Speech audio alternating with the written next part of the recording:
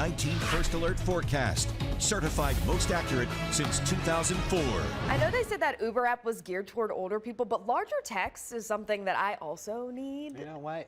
It's So, super bad, especially when you're waking up early in the morning. It can be hard to read anyways. So, yeah, not a bad idea. Don't have my contacts in or something, you know? Exactly. It's very helpful. Yeah, well, in terms of today, you know, you put your glasses on and you see just a drearier day. You may not want to see what's outside today. It doesn't look nearly as nice as yesterday, at least for right now.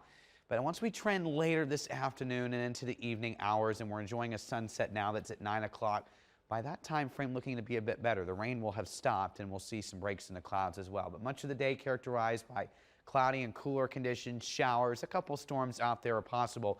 Nothing severe today, but a heads up that tomorrow's a 19 First Alert weather day because we have a line of showers and storms that will be crossing, and in that line we could get a couple severe storms as well. So for the Guardians game today, likely to be some rain around for at least the first pitch. Astros series, third game of the series, 1:40 is the first pitch. Some rain around by that time frame, but once we progress throughout the game, we will be able to see at least some dry time out there, and temperatures pretty steady in the mid-60s, so a little bit cooler out there at the ballpark overall. First Alert Doppler shows that rain continuing to make a slow but steady progress to the north.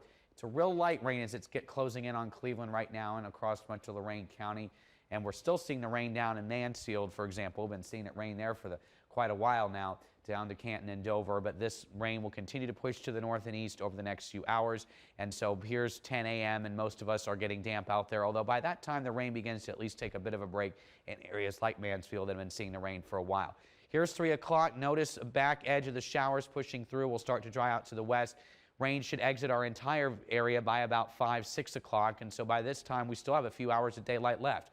We can enjoy drier weather, breaks in the clouds. Temperatures may make a late run to the lower 70s today, but much of the day is spent in the 60s. And here we go tomorrow. As early as 6, 7 o'clock, we could already start to see some showers, a few storms out to our west. But it's really going to be in, I would say, that late morning and afternoon time frame we see this line moving across. Now, this may end up weakening, and then I also think we need to watch out for some scattered storms as well later in the afternoon and evening in these zones to the south and east of Cleveland. So there may be a couple rounds actually, but either of these could be severe, and that's why we have a heads up as a 19 First Alert weather day for tomorrow. So keeping that in mind, I'd say really east of 71 is going to be your highest risk for severe storms tomorrow.